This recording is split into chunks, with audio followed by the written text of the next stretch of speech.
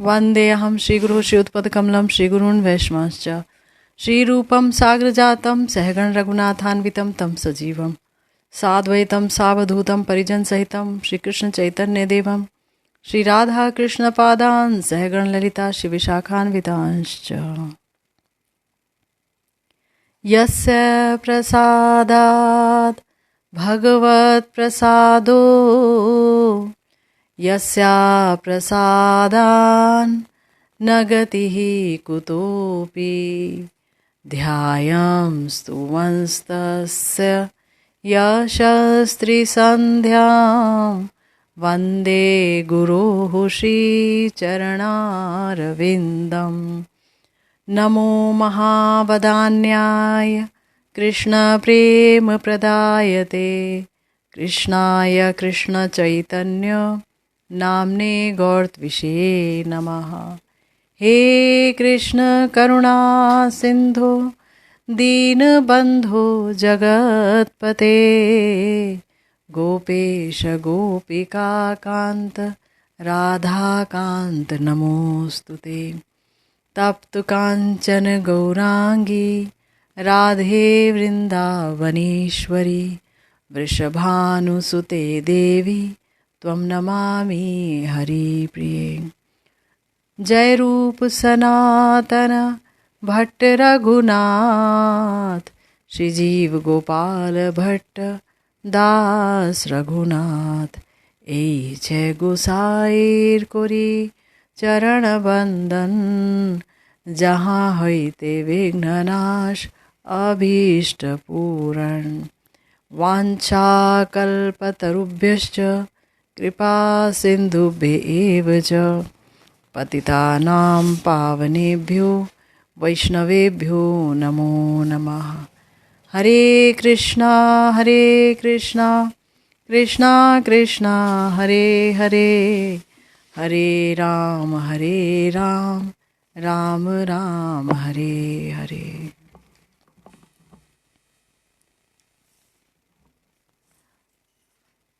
आज हम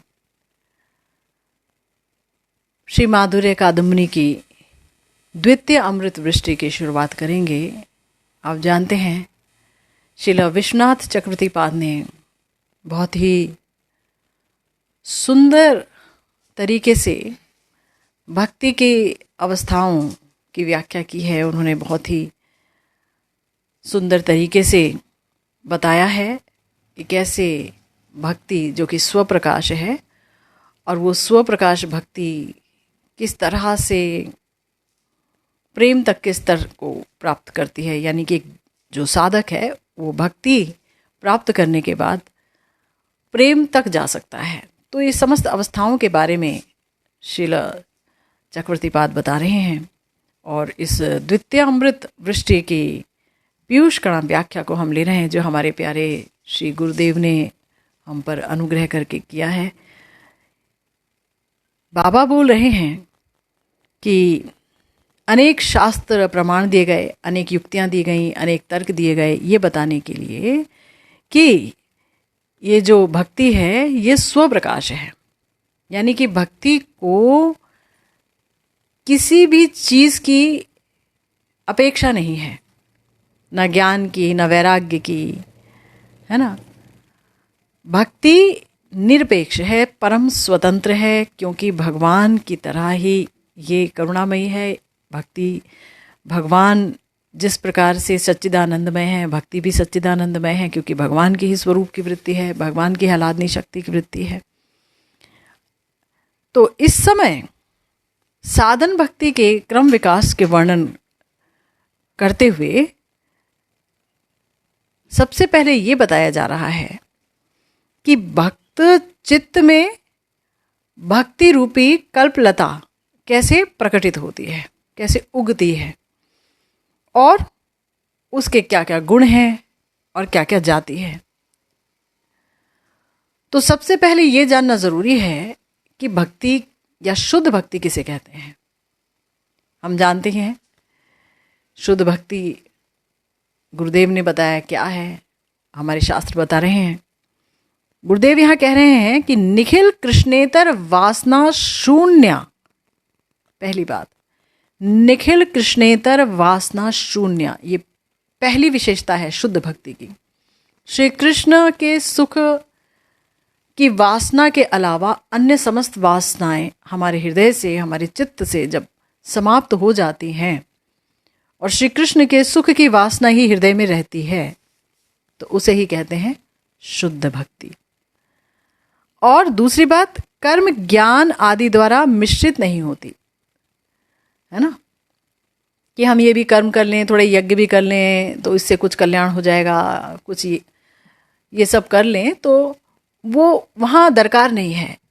भक्त ये जानता है कि सिर्फ कृष्ण भक्ति ही सब कुछ है, उसी से मेरा सब कुछ हो जाएगा। और यहाँ तक कि वो अपने बारे में सोचता ही नहीं, वो सिर्फ श्री कृष्ण के सुख के बारे में सोचता है। तो ना तो कर्म और ना ज्ञान की अपेक्षा है, जहाँ पर उसे अनावृत है, वो शुद्ध भक्ति जो श्री कृष्ण के सुख के लिए ही संपादित की जाती है, बताया गया कि वो है विशुद्ध भक्ति। सहज भाव में जो शुद्ध भक्ति के गुण और क्रिया आदि और क्रम विकास का तत्व, ताकि सब लोग समझ सकें कि भक्ति के गुण क्या हैं, भक्ति की क्रियाएं क्या हैं, भक्ति कैसे धीरे धीरे धीरे धीरे श्रद्धा से लेकर के प्रेम तक विकसित होती हैं, विभिन्न प्रकार के सोपान, विभिन्न प्रकार की अवस्थाएं क्या हैं। तो ये सब चूंकि भक्ति के अंदर निहित है, इसीलिए कहा गया कि शुद्ध भक्ति क्या है, कल्पलता। कल्पलता है ना। कल्पलता क्यों बोला गया? कि भक्ति के अंदर सामर्थ्य है कि वो भक्त को सब कुछ दे सकती है ना, सब कुछ जो वो चाहे। लेकिन शुद्ध भक्त जो है वो तो चाहता ही नहीं है कुछ, सिर्फ कृष्ण का सुख ही चाहता है, इसीलिए वो शुद्ध भक्त कहलाता है। और भक्ति भी तभी शुद्ध अवस्था में उसके अंदर वास करती हैं। तो कल्पलता, गुरुदेव कह रहे हैं कल्पलता क्यों बोला गया? कल्पलता जिस प्रकार उपजाऊ भूमि पर ही उगती है, इसी प्रकार ये जो भक्ति कल्पलता है वो निष्काम भक्त के, ये बड़े ध्यान से सुनिए, निष्काम भक्त के इंद्रिय रूपी क्षेत्र यानी कि भूमि यानी कि खेत, उसी में ये उगती है। तो दो बात बोल दी गई, एक ये कि जिस तरह से कल्पलता उपजाऊ भूमि पर उगती है ना, तो एक व्यक्ति का चित्त उपजाऊ तभी कहलाता है जब वो निष्काम हो जाए। वरना हमारा चित्त, हमारा हृदय, हमारा मन तो विभिन्न प्रकार की वासनाओं का मारा है, संस्कार का मारा हुआ है। विभिन्न प्रकार की वासनाएं इस चित्त में उठती रहती हैं, इच्छाएं उठती रहती हैं। लेकिन अगर गुरु गौरांग की कृपा से किसी का जो हृदय है, किसी का जो चित्त है, वो सिर्फ इसी भाव से अभिभूत हो जाए, युक्त हो जाए कि मुझे भगवान के सुख के अलावा कुछ नहीं चाहिए, अपने लिए कुछ नहीं, श्री कृष्ण का सुख ही सर्वस्व है मेरे लिए, तो क्या हुआ? तो होगा ये कि भक्ति कल्पलता भक्त की इंद्रिय रूपी क्षेत्र, ये जो हमारी इंद्रियां हैं, ये आँख हो गई, ये कान है, ये नाक है, ये जिह्वा है, ये त्वचा है, हाथ है ना, ये सारा, ये जितने भी इंद्रियां हैं इनके अंदर, क्योंकि इन्हीं इंद्रियों से हम भक्ति वाले कार्य कर रहे होते हैं। कान से श्रवण करना है, नाक से सूंघना है, आँख से देखना है।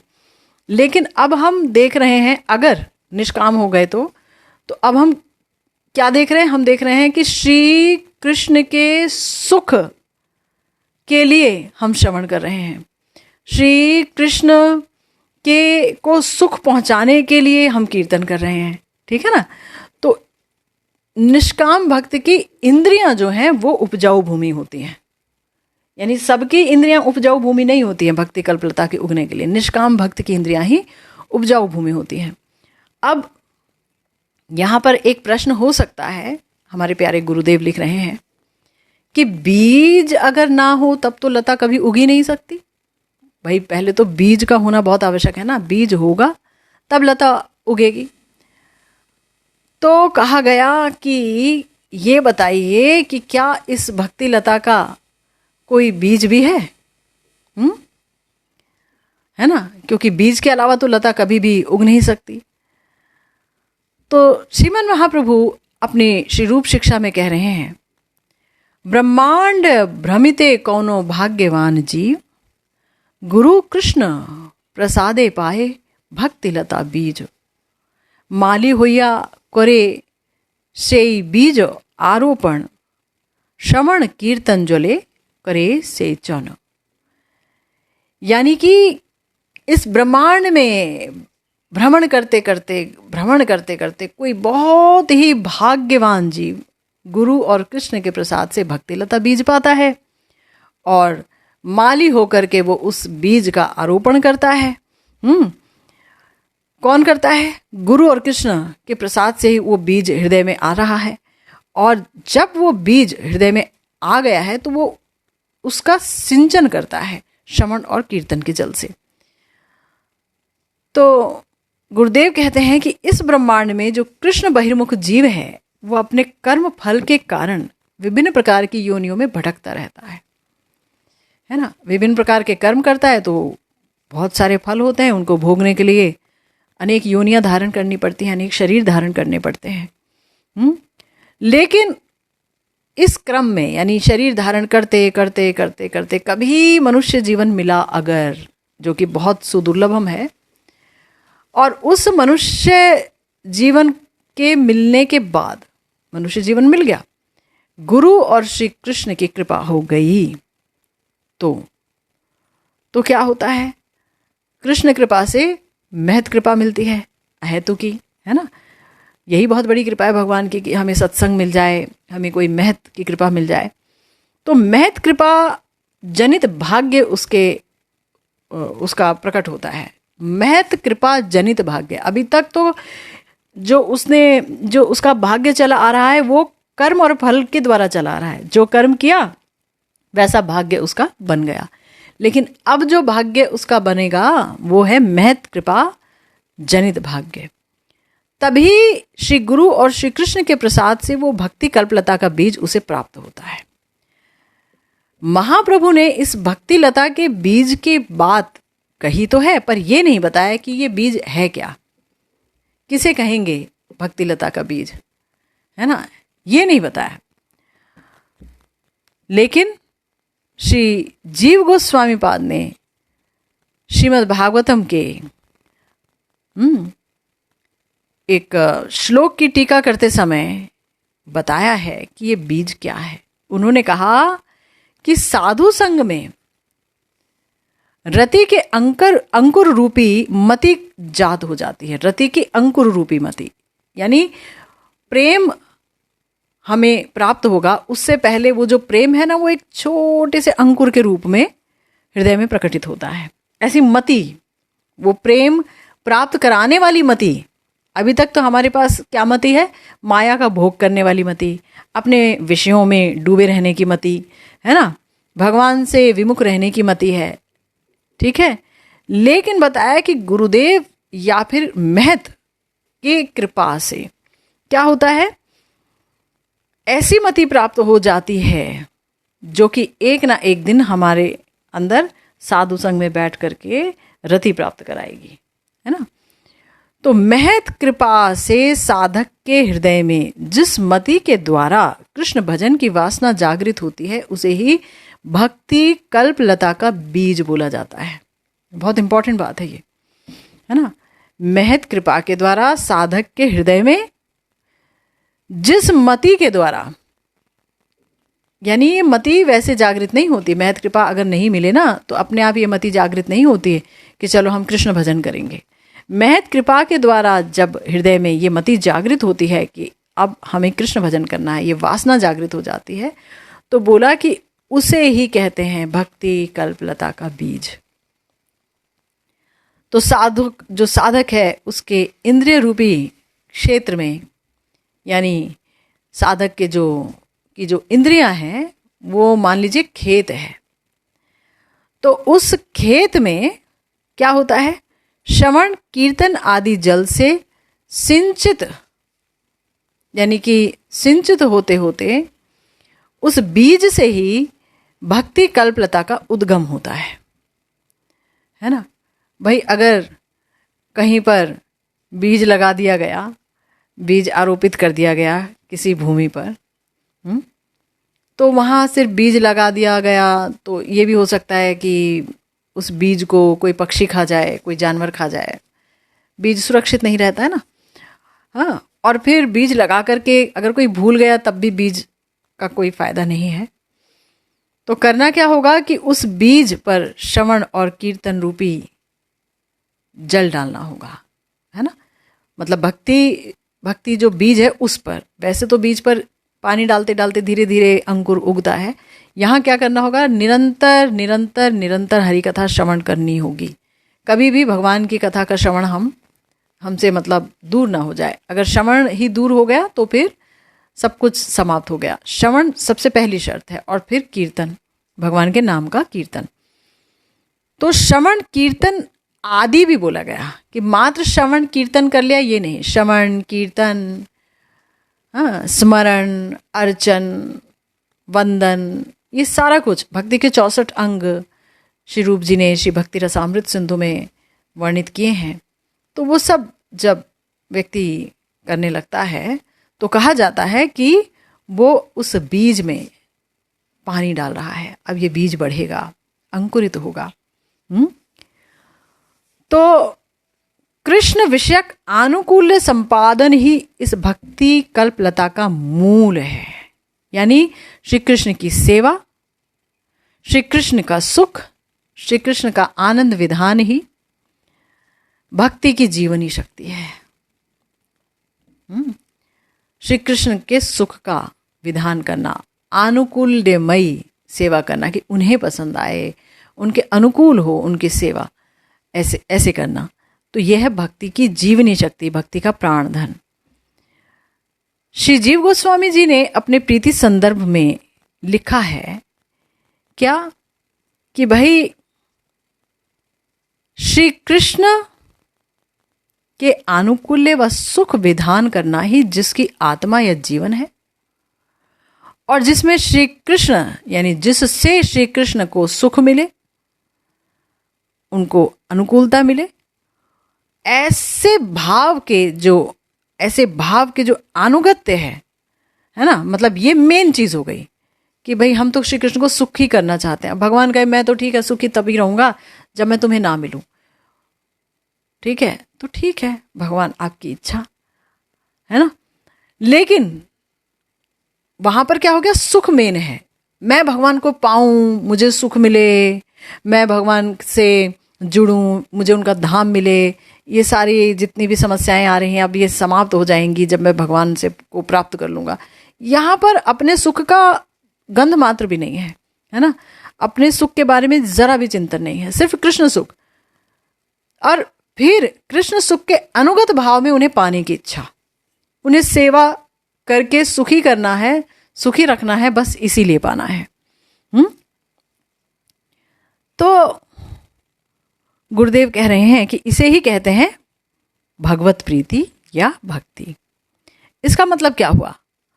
इसका मतलब ये हुआ कि ये जो प्रेम प्रदायिनी शुद्ध भक्ति की 3 भूमि है। 3 भूमि। पहली बात तो हमें ये समझना चाहिए कि भक्ति सब कुछ दे सकती है, लेकिन जो शुद्ध भक्ति है वो प्रेम दे करके साधक को धन्य करती है ना। हम पढ़ते आ रहे हैं, सुनते आ रहे हैं कि प्रेम के बिना भक्त का जीवन दुर्बल है, वो गरीब है। अगर प्रेम ही नहीं मिला उसे, भजन करते करते भगवान के प्रति प्रेम ही नहीं हुआ तो फिर उसे क्या मिला, है ना। प्रेम से ही सेवा का सुख मिलता है, प्रेम से ही भगवान की मधुरिमा का आनंद मिलता है, प्रेम ही सब कुछ है, प्रेम से ही भगवान आकर्षित होते हैं, प्रेम के ही वश में है जनार्दन, ये हम सब जानते हैं, है ना। तो जो शुद्ध भक्ति है वो क्या देती है? प्रेम देती है। तो शुद्ध भक्त प्रेम के अलावा कुछ चाहता भी नहीं है, वो चाहता है मैं भगवान से प्रेम करूं।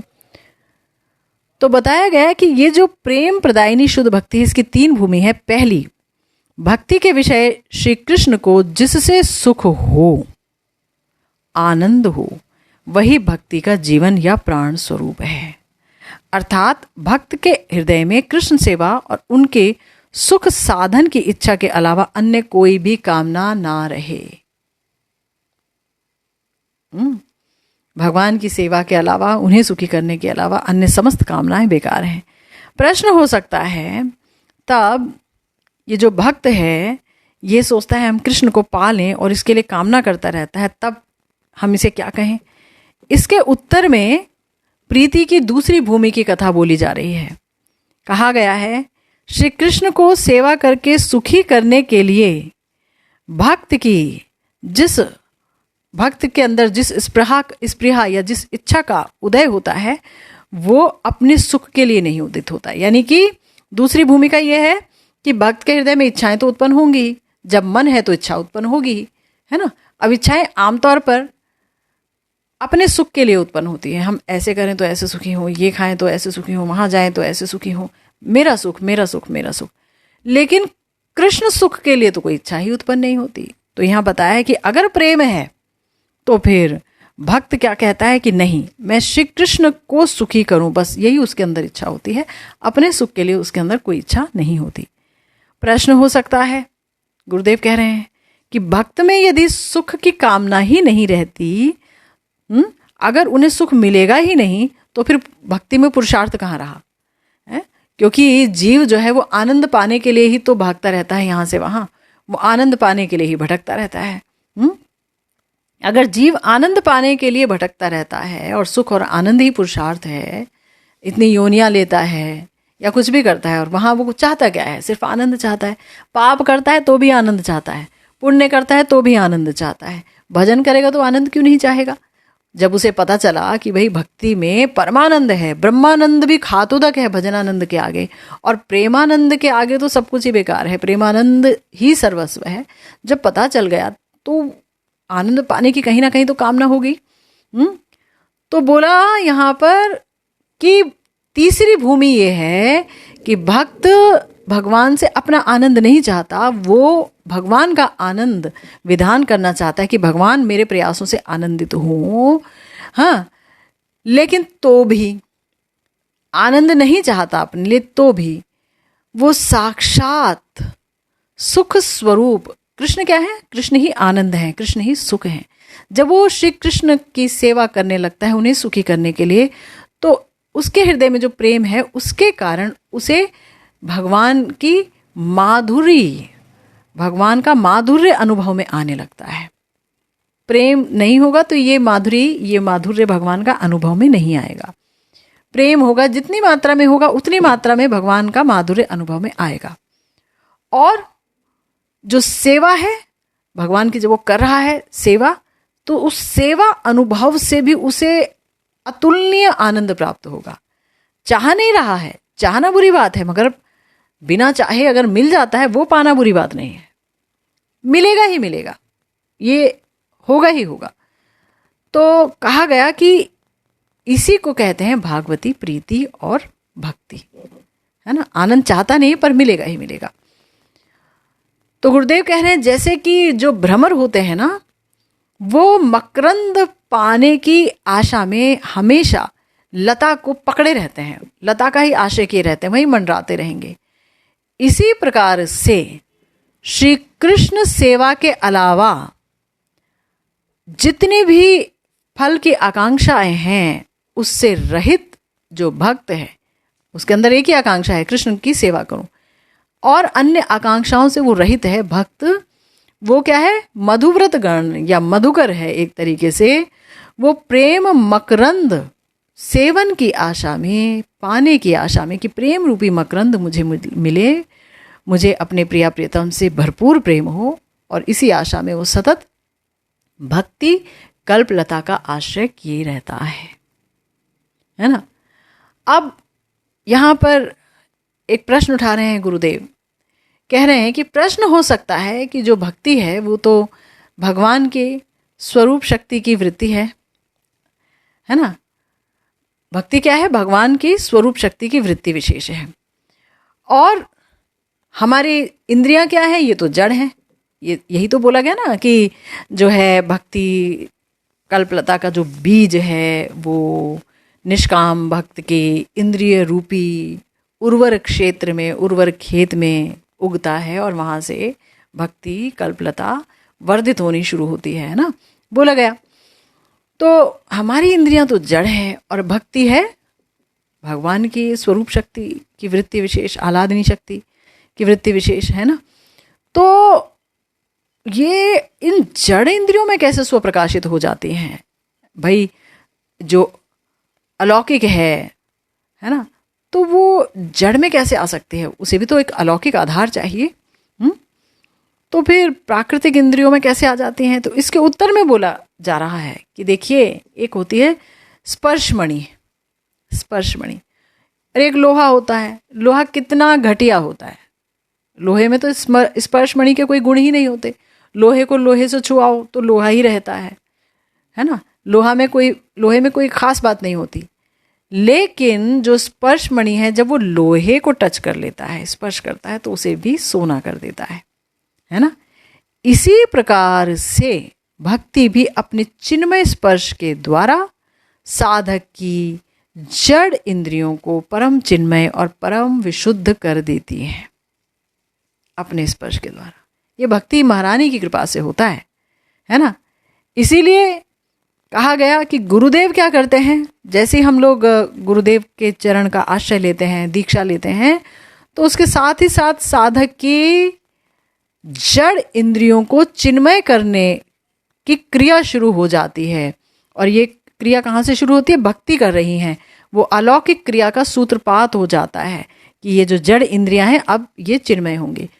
तो इसका मतलब यह है कि दीक्षा लेते ही हमारी इंद्रियां चिन्मय हो जाएं, ऐसा नहीं है।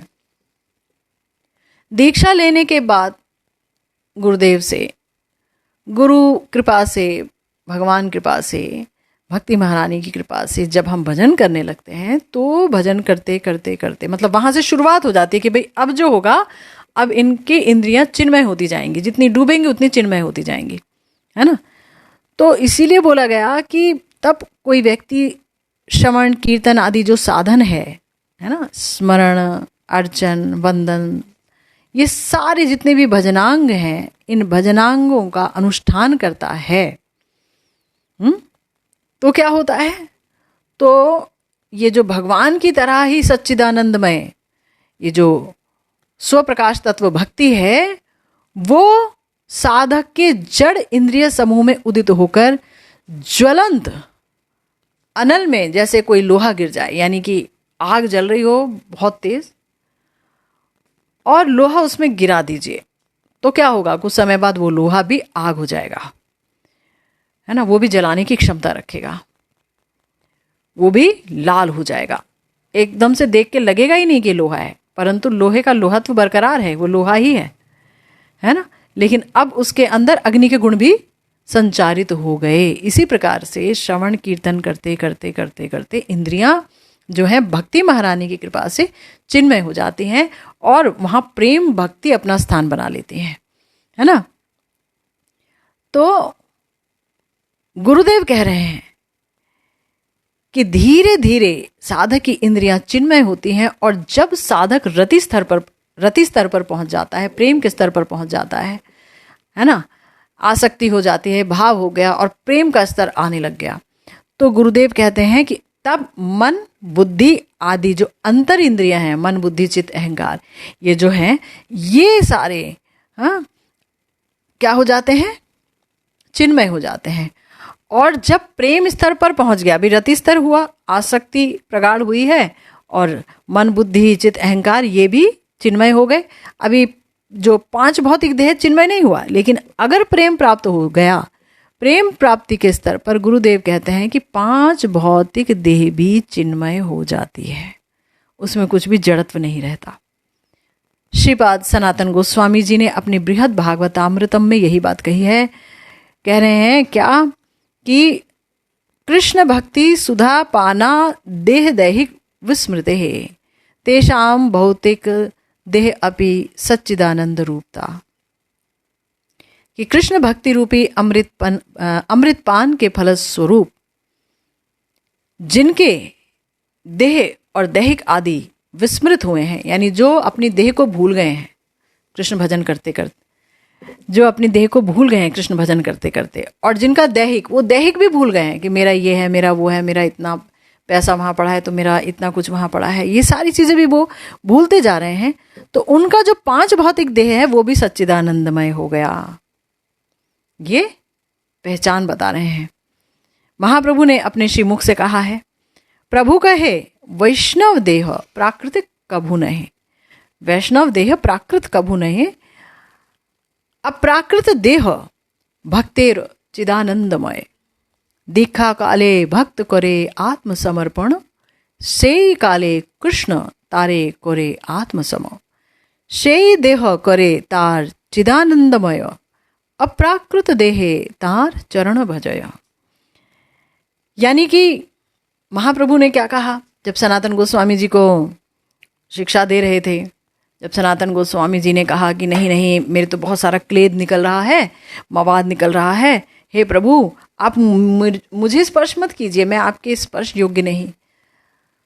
तो महाप्रभु बार बार स्पर्श करते थे, तो बार बार वो यही कहते थे। तब महाप्रभु ने ये बात कही कि देखो, जो वैष्णव है, जो भक्त है, और वो भी जिसको प्रेम प्राप्त हो गया है तब तो बात ही नहीं, तो उसकी देह प्राकृत नहीं है ना, उसका देह अप्राकृत है, चिदानंदमय है, क्योंकि उसने जब दीक्षा ली तो गुरुदेव को, भगवान को आत्मसमर्पण किया। उसी समय भगवान ने उसको अपने जैसा बनाने का प्रण कर लिया कि हाँ अब ये मेरे जैसा है। और भगवान उसी देह को ही चिदानंदमय कर देते हैं, देह बदलने की आवश्यकता नहीं होती है, वो चिदानंदमय है। और उस अप्राकृत देह से जो भक्त है भगवान के चरण का भजन करता है। इसीलिए जो है भक्त की देह कभी भी प्राकृत नहीं होती। अब भक्तिलता के उद्गम और उनका जो प्रथम, जब भक्तिलता उगती है, यानी कि एक बीज बो दीजिए आप और पानी देते रहिए, तो सबसे पहले चाहे कितना बड़ा ही पेड़ क्यों ना उगे, 2 पत्ते उगते हैं, छोटे से 2 पत्ते एक साथ। ऐसे ही होता है ना, जब बीज बोते हैं उसके बाद अब चाहे वो बट वृक्ष बन जाए चाहे क्या बने, पर पहले 2 पत्ते ही उगते हैं। तो जब भक्ति बीज में हमने श्रवण कीर्तन आदि रूपी जल प्रदान किया है, तो वहाँ से अंकुर उदित हुआ है, अंकुर उदित हुआ है। और वो अंकुर जो है साधन से पैदा हुआ है और 2 पत्तों वाला है। कैसे 2 पत्ते हैं, ये कौन से 2 पत्ते हैं? तो 2 पत्तों में से पहले का नाम है क्लेशग्नि और दूसरे का नाम है शुभदा। क्लेशग्नि और शुभदा यानी जो समस्त क्लेशों को समाप्त कर दे, और दूसरा जो शुभ और समस्त जो शुभ है उसी का आगमन जीवन में कराए। ये भक्ति का गुण है। तो गुरुदेव बता रहे हैं कि ये जो पत्ते के भीतर की जो दिशा है वो जैसे चिकनी रहती है और बाहर की दिशा थोड़ी कठोर रहती है ना। किसी भी पत्ते को देखिए आप, तो अंदर तो चिकना चिकना रहता है, अब बाहर जो है थोड़ा रूखा रूखा सा रहता है, सूखा सूखा रूखा रूखा सा, मोटा मोटा सा। इसी प्रकार से साधन भक्ति भी 2 प्रकार की है। एक है अत्यंत स्निग्ध सुंदर और जो प्रकट होती है लोभ से, वो है राग भक्ति। और दूसरा है शास्त्र शासन की वजह से जो प्रकट होती है वो है वैदिक भक्ति या विधि भक्ति। और दोनों ही प्रकार की जो भक्ति हैं उन दोनों में ही ये गुण है, क्लेशग्नि शुभदा। दोनों ही भक्ति किसी के भी हृदय में संजात हो जाती है तो क्लेशों को समाप्त करेंगी, भक्ति की प्रकृति है, और शुभ का आगमन होगा जीवन में, है ना। तो जो शास्त्र शासन मूला विधि भक्ति है वो थोड़ी कर्कश होती है ना, क्योंकि वहां पर हृदय में कोई स्निग्धता नहीं होती है भगवान के लिए शुरुआत में, कि भाई हम भगवान से बहुत प्यार करते हैं इसलिए भजन करना है।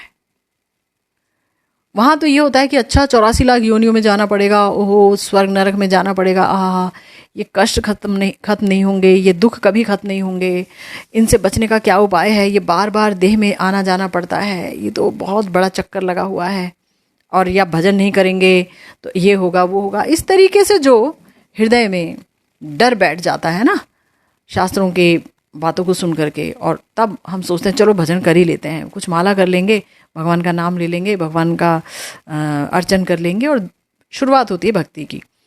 तो यहाँ पर चूंकि भगवान के प्रति कोई प्रेम नहीं है, कोई स्निग्धता नहीं है, कोई उनकी सेवा की इच्छा नहीं है, जबरदस्ती सेवा में लग गए डर के मारा, शुरुआत ऐसे हुई, इसे कहते हैं विधि भक्ति। तो बताइए थोड़ी सी ये रूखी है। अर्थात भजन विषय में कहीं कहीं कभी कभी राग या लोभ प्रवर्तक हो जाता है कि भाई किसी ने बहुत सुना भगवान के बारे में, उसके गुण सुनता रहा, अच्छा भगवान अच्छा ऐसे हैं, अरे वाह कितने सुंदर हैं, मैं भी भजन करूं तो अच्छा इतना आनंद है, अच्छा वो आनंद कैसा है, प्रभु तुम कितने दयालु हो। भगवान के गुण सुनते सुनते सुनते वो भगवान को पाने की इच्छा करने लगे। लोभ इतना एकत्र हो जाए कि नहीं, मैं तो इतने करुणामय को जान के रहूँगा, पा के रहूँगा, उनकी शरणागति लेके रहूँगा। ये लोभ मूला जो भजन है ये राग भजन है ना, लोभ ही प्रवर्तक है यहाँ पर भजन का।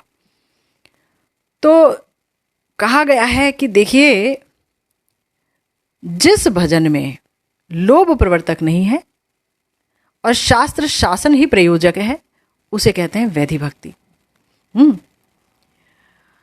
राग शब्द का अर्थ क्या है? रुचि और अनुराग के सहित भगवान का भजन। बहुत अनुराग, बहुत ही प्रेम के साथ भगवान का भजन लगे पड़े हैं, है ना। कहीं कोई डर नहीं है कि भाई अगर नहीं करेंगे तो ये होगा, पाप लगेगा, ये डर नहीं है। राग भजन वाले को डर दिखाओगे तो वो कहेगा हमें कोई मतलब नहीं है, हम तो अपने ठाकुर जी के को खुश करने के लिए कर रहे हैं। वो स्वर्ग नरक किसी भी चीज़ से डरता नहीं है। उसे सिर्फ भगवान का आनंद चाहिए, भगवान की प्रसन्नता चाहिए, भगवान की खुशी चाहिए। तो जिस राग जो राग भक्ति का प्रवर्तक नहीं है वो है विधि भक्ति। जैसे कि श्री मूर्ति दर्शन, देखिए राग शब्द बता रहे हैं कि राग क्या है। श्रील विश्वनाथ चक्रवर्तीपाद जी कह रहे हैं कि राग का अर्थ क्या है। श्री मूर्ति दर्शन करके जैसे हम गए कहीं पर और भगवान की प्रियतम की बड़ी सुंदर मूर्ति हमने दिखी, इतनी सुंदर सेवा होती है, इतने प्यारे लगते हैं, ये प्यार हो गया। देखते उनके चरणों को देखते देखते प्यार हो गया, वहाँ कितनी दिव्य सुगंध है, प्यार हो गया। मैं भी ऐसा भजन करूँ, मैं भी इनको ऐसे रोज़ नहलाऊँ धुलाऊँ, अच्छे अच्छे वस्त्र पहनाऊँ। ये तो राग है एक तरीके से। मूर्ति देख के ही प्यार हो गया, मेरे पास भी और मैं भी इनसे लाड़ लड़ाऊँ, तो ये राग है। लेकिन यहाँ पर किसी ने नहीं बताया कि अगर नहीं करोगे तो ये होगा, ये होगा, ये होगा। डर नहीं है यहाँ पर, पहली बात। या फिर श्रीमद् भागवतम के 10वें स्कंध में मधुर लीला का श्रवण किया, रास लीला का श्रवण किया। श्रीमद् भागवतम के 10वें स्कंध में रास लीला का श्रवण किया, ठाकुर जी के माधुर्य के बारे में श्रवण किया, गोपिकाओं की मधुरिमा, उनका प्रेम माधुर्य जो है उसका श्रवण किया, उस प्रेम के प्रति श्री कृष्ण की जो वश्यता है उसका श्रवण किया, और हृदय एकदम आनंद से लोटपोट होने लगा। हमें भी लगा हाय हाय, हम कैसे प्रियतम की रास में जाकर सेवा करें, हम भी देखें वो रास कैसा है ना, कैसी है वो मधुरिमा जिसके बारे में इतना वर्णन सुना है। और उसके लिए हृदय में लोभ जागृत हो और हम भजन में प्रवृत्त हो जाएं, तो इसे कहा जाता है राग भजन। ये लोभ मूला है। तो एक श्लोक इसके बारे में बताया गया कि वैधि भजन या विधि भजन क्या है। सुखदेव गोस्वामी जी महाराज परीक्षित को कह रहे हैं श्रीमद् भागवतम के 2 स्कंद में और प्रथम अध्याय के 5वें श्लोक में कह रहे हैं, तस्मात् भारत सर्वात्मा भगवान ईश्वरो हरिः। कि भाई इस श्लोक में कहा कि ये जितने भी जो जीव है ना, जीव ये दैहिक आदि में आवेश के कारण बारंबार जन्म और मृत्यु के हाथ में पड़ते हैं, जन्म और मृत्यु के चक्र में पिसते रहते हैं ये लोग, और अति भयावह नरक यंत्रणा आदि भोग इन्हें करनी होती है अगर भगवान के सम्मुख नहीं जाते। कब से करे जा रहे हैं। तो अगर इन्हें मुक्ति चाहिए इन चीज़ों से, बारंबार जन्म लेने से, बारंबार मरने से, बारंबार पशु योनियों में जाने से, नरक आदि का भोग करने से, अगर आपको मुक्ति चाहिए तो बताया तब मुक्ति पाने के लिए और परमानंद पाने के लिए आपको अखिल आत्मा सर्वेश्वर भगवान श्री हरि का श्रवण कीर्तन और स्मरण करना चाहिए। ये एकांत कर्तव्य है ना। तो यहाँ पर भजन करने के लिए बताया गया कि भाई अगर नहीं करोगे तो ये सब होगा, इससे मुक्ति चाहिए तो भजन कर लो। किसका भजन कर लो? सर्वात्मा भगवान हरि का भजन कर लो। तो यहाँ भयनाश और परमानंद प्राप्ति के लिए कर्तव्य बुद्धि से श्रवण और कीर्तन में जो प्रवृत्ति है कि हाँ ये हमारा कर्तव्य है, भाई हमें मनुष्य जीवन मिला है तो हमारा कर्तव्य है कि हम हरि नाम कर लें। तो ये क्या है? ये विधि भक्ति है ना। तो चूंकि ये अंतर स्निग्धता शून्य कर्कश है, अंदर कोई स्निग्धता थोड़ी होती है। जब शुरुआत होती है भजन की, डर के मारे शुरुआत होती है, तो भगवान को देख कर कोई प्रेम थोड़ी ना आ रहा होता है। बस ये कह रहे ठाकुर जी रक्षा करना, हमारी रक्षा करना, ये भयावह यंत्रणा हमें ना सहनी पड़े, बारंबार जन्म मृत्यु हमें ना सहना पड़े, है ना। तो अंदर जो है कर्कश ही रहता है हृदय।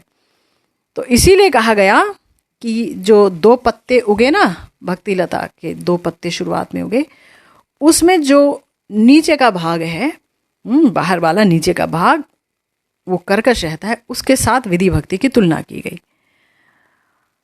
और ये भी कहा गया कि देखो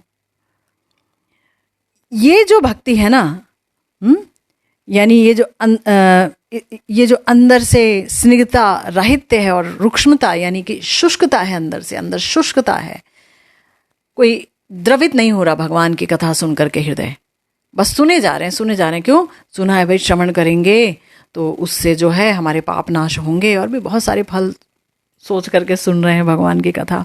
भागवतम सुनने से जो है भगवान हमारे सारे पापों को हर लेंगे, ये सब। तो चलो जी, भागवतम की कथा हो रही है और सुन रहे हैं, हृदय द्रवित नहीं हो रही, सुन रहे हैं। हाँ, इधर भी ध्यान जा रहा है, उधर भी जा रहा है, सुन रहे हैं, कोई ऐसी कोई रुचि नहीं है कि हाँ। तो बोला गया कि प्रियजन बुद्धि से भगवान की सेवा आकांक्षा ही भक्ति कहलाती है, कि ये मेरे प्रिय हैं और मुझे इनकी सेवा मिले। महाप्रभु ने जो मंजरी भाव दिया इतना प्यारा कि भाई तुम सेवा के उपादान से गढ़ी हुई दासी हो, सेवा ही तुम्हारा तत्व है, तुम सेवा के लिए ही बनी हो। अपने प्रिय की सेवा करना, अपने प्रियतम की सेवा करना, प्रियतम की सेवा करना, गुरु गौरांग की सेवा करना है। कितना सुंदर उन्होंने दिया तो राग भक्ति, कि भाई वो प्रिय हैं हमारे, परंतु वैधि भक्ति में तो कोई प्रिय सोचता नहीं उन्हें। वो सेवा आकांक्षा और भगवान की सुख कामना इस वैधि भक्ति की प्रवृत्ति का जनक नहीं है। शास्त्र शासन का भय ही वैधि भक्ति की प्रवृत्ति का जनक है। और अपना दुख नाश और थोड़ा हमें सुख मिल जाए, थोड़ा क्या हमें बहुत सुख मिल जाए, हमारे सारे दुख खत्म हो जाए, इसीलिए हम भजन करते हैं। इसीलिए ये रूक्ष्म है या शुष्क है, रूखा है, कर्कश है। फिर बताया गया कि ये जो भक्ति लता के जो 2 पत्ते हुए, उसमें से बाहर का भाग आपने सुना, अब अंदर के भाग की चर्चा सुनिए कि जो अंदर का भाग है वो क्या है? चिकना है, चिक्कण है और स्निग्ध है, गीलापन है उसमें, नमी है उसमें। उसके सहित राग भक्ति की तुलना की गई है। राग भक्ति का मतलब है रागानुगा भजन।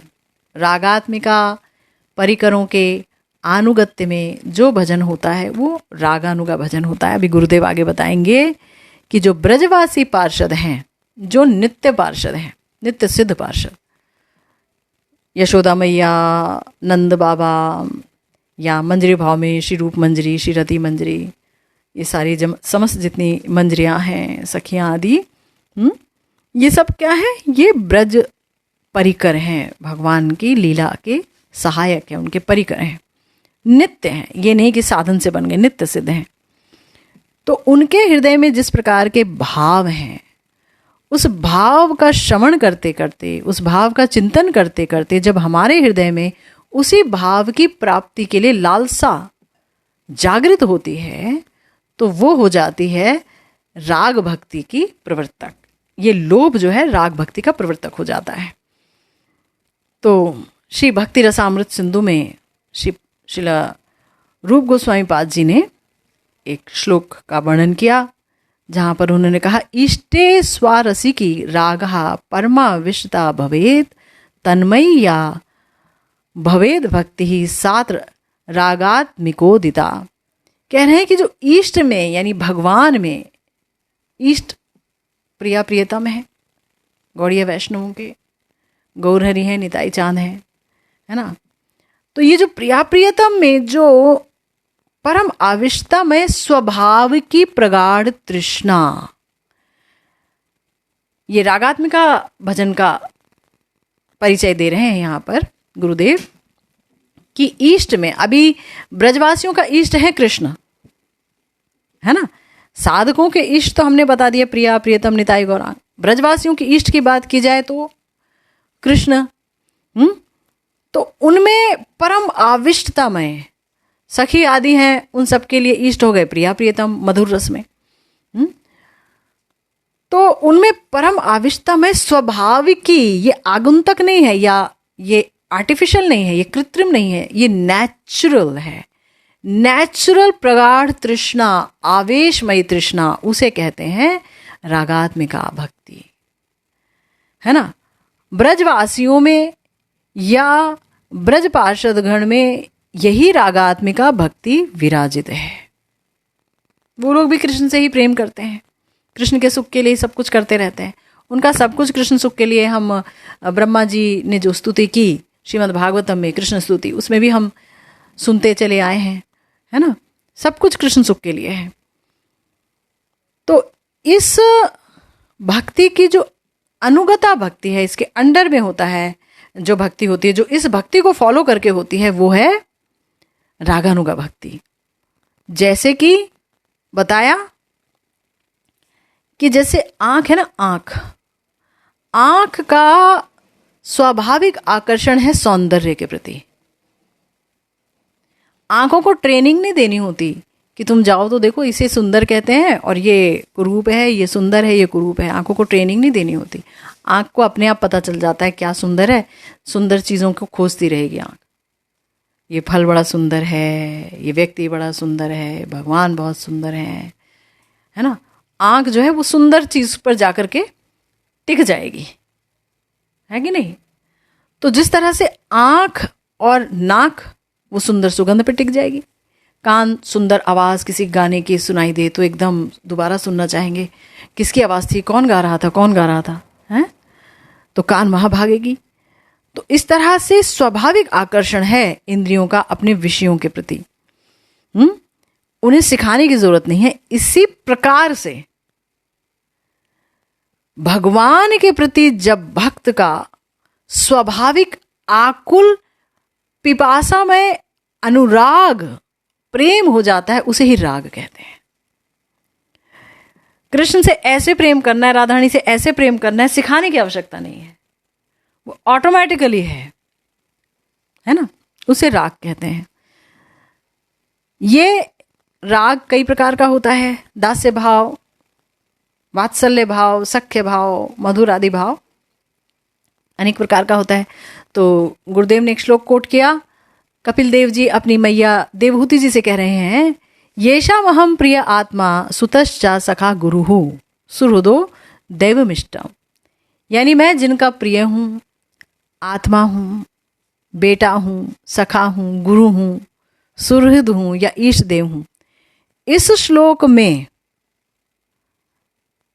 प्रिय, सुत, सखा आदि का मतलब श्री राधा रानी आदि जो श्री कृष्ण की प्रेसी गोपियां हैं वो मधुर भाव से, जो ब्रजेश्वरी आदि हैं यशोदा मैया आदि वो पुत्र भाव से, श्री राम मधुमंगल आदि सख्य भाव से, रक्तक पत्रक आदि दास्य भाव से ब्रज में श्री कृष्ण के सहित प्रेम का संबंध बनाए रहते हैं और श्री कृष्ण को उस प्रेम के संबंध में बांध लेते हैं।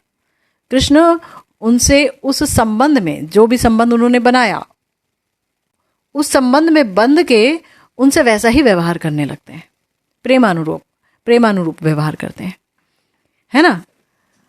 तो भक्त भाव कि ये जो रागात्मिका भजन है, यानी कि ये जो ब्रज के नित्य सिद्ध परिकर हैं, इनमें ये जो रागात्मिका भक्ति है, भगवान को सुखी कर रहे हैं। मैया यशोदा श्री कृष्ण को खिला पिला करके, ताड़न भर्सन करके, लालन पालन करके सुखी कर रही हैं। सखा आदि खेल करके, उनके खेल खेल में सेवा करके सुखी कर रहे हैं, है ना। अपना अपना तरीका है, पर सब कर कृष्ण को सुखी ही रहे हैं। तो जब हम ये सुनते हैं कैसे सुखी कर रहे हैं श्री कृष्ण, कैसे उनके वशीभूत हो रहे हैं, अच्छा, जब हम ये सारी चीज़ें सुनते हैं तो क्या होता है कि उसी प्रकार के भाव प्राप्ति के लिए श्रोता के हृदय में एक लोभ की उत्पत्ति होती है, और वही लोभ है राग भजन का एकमात्र मूल, वही मूलधन है वो लोभ। जैसे कि गौड़ीय वैष्णवों के केस में हम बार बार सुन रहे हैं, श्रील प्रबोधानंद सरस्वती पाद श्री राधा रस सुधा निधि में कितना वर्णन कर रहे हैं श्री राधा रानी के सौंदर्य का। रूप जी कैसे सेवा कर रही हैं, या प्रबोधानंद जी जो है वो कैसे सेवा कर रहे हैं मंजरी के रूप में, और श्री उत्कलिका वल्लरी में श्री रूप जी कैसे सेवा कर रही हैं, श्री विलाप कुसुमांजलि में कैसे सेवा चाह रही हैं और कर रही हैं श्री तुलसी मंजरी, श्री रति मंजरी जी। इस तरह से हम देखते हैं विभिन्न प्रकार के भाव परिपाटियों का श्रवण करते हैं, कीर्तन करते हैं, पठन पाठन करते हैं, चिंतन करते हैं। करते करते करते हमारे हृदय में हुक उठती है नित्य सिद्ध परिकरों की कृपा से, गुरुदेव की कृपा से, कि हाय हाय ये सेवा मुझे कब मिलेगी, हाय हाय मैं कब धन्य होऊंगा। तुम्हार चरणेर नूपुर ध्वनि सुनिबो की श्रुति भरे, हा हा वृंदावनेश्वरी, है ना। ये एक हृदय में वासना उठती है कि मैं कब आपके चरणों के नूपुर की ध्वनि सुनूंगी, कब आपकी सेवा पाकर धन्य होंगी। तो ये क्यों उठी? क्योंकि हमने श्रवण किया और लोभ उठा। अब यहाँ पर ये बात नहीं होती अगर मैं ऐसा नहीं सोचूंगी तो मुझे नरक जाना पड़ेगा, है। यहाँ नरक और स्वर्ग के बारे में तो कहीं कोई चिंतन नहीं होता है, या मुझे 84 लाख में जाना पड़ेगा, वो तो डर नहीं होता है, या मुझे दोबारा जन्म लेना पड़ेगा। उल्टा भक्त कह रहे होते हैं, जो मंजरी भाव के भक्त होते हैं, वो कहते हैं कि ठीक है, अगर इस जन्म में ऐसा प्रेम ना पके हैं कि मैं आपकी मधुरिमा का आस्वादन कर सकूं, तो मुझे और जन्म दीजिए। जब तक कि मैं आपके योग्य नहीं हो जाती, मुझे जन्म पे जन्म दीजिए, मुझे जन्म पे जन्म मिले, मुझे कितने 100 जन्म दे दीजिए, लेकिन प्राप्ति मुझे आपके चरणों की ही करनी है, यही सेवा चाहिए, है ना। तो ये जो चीज़ है ये है लोभ मूलक भजन। तो तात्पर्य ये है कि जिस भक्त का हृदय स्वच्छ है, काम क्रोध आदि जो भाव हैं, काम क्रोध लोभ मोह मद और ईर्ष्या मात्सर्य, ये भाव से जिसके हृदय दूषित नहीं है, है ना। अब इस पर क्या डिस्कशन करना, काम क्या है, क्रोध क्या है, तो आप जानते ही हैं। तो ये जितने भी हैं, मतलब समस्त जीवात्माओं के प्रति ही जब प्रेम है, सद्बुद्धि है, भक्तों के प्रति, विभिन्न संप्रदायों के प्रति अच्छी बुद्धि है, तो बोला गया कि ऐसा भक्त, जब देखिए क्वालिफिकेशन दे दिया यहाँ पर, मतलब जिसके अंदर बहुत मात्सर्य है, कामनाएं हैं, क्रोध हैं, ये सारी चीज़ें हैं, वो अगर इन कथाओं को सुन भी ले तो उसके अंदर कोई लोभ उत्पन्न होगा नहीं उस भाव को प्राप्त करने के लिए। लेकिन जो शुद्ध है भजन करते करते, तो ऐसा व्यक्ति जब शास्त्र से या साधु से इस रागात्मिका भक्त के समस्त सेवा परिपाटी का श्रवण करेगा, तो उनकी रुचि हो जाएगी कि हमें भी ऐसी सेवा मिले, है ना। और तब रुचि सहित उनके राग का अनुगमन करते करते उनके संबंध को लेकर वो रागुनुगा भक्ति में प्रवृत्त हो जाएगा, उनके संबंध को लेके। तो गुरुदेव यहाँ एग्जाम्पल दे रहे हैं कि इस विशेष कलयुग में श्रीमन महाप्रभु और उनके श्री चरण आश्रित आचार्य गण जो हैं, वो ब्रज की नित्य सिद्धा राधा किंकरी श्री रूप मंजरी, रति मंजरी आदि की अनुगता, उनके अनुगत्य में ब्रज के सर्वोत्कृष्ट मंजरी भाव साधन को प्रदान किए हैं। यानी महाप्रभु ने प्रदान किया है कलिहत जीवों को। क्या प्रदान किया है? महाप्रभु ने प्रदान किया, और रूप आदि जितने हमारे आचार्य हैं, हमारे गुरुवर्ग, उन सब ने फिर प्रदान किया है। क्या किया है? ब्रज के नित्य सिद्धार श्री राधा किंकरी, रूप मंजरी जी, रति मंजरी आदि जी का जो भाव है, उस भाव के अनुगत्य में ब्रज का जो सर्वोत्कृष्ट मंजरी भाव साधन है वो प्रदान किया है। ये हमें जानना होगा। तो ये जो राग भक्ति है लोभ मूला है, और शास्त्र शासन मूला जो है वो है विधि भक्ति। इन दोनों के आस्वादन में बहुत पार्थक्य है, बहुत ज़्यादा।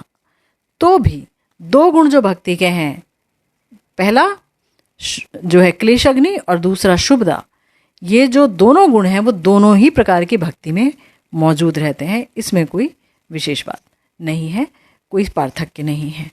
तो ये थी आज की द्वितीय अमृत वृष्टि पर चर्चा। आगे हम इस चर्चा को जारी रखेंगे। आज की भागवती कथा फिलहाल यहीं विश्राम लेती है।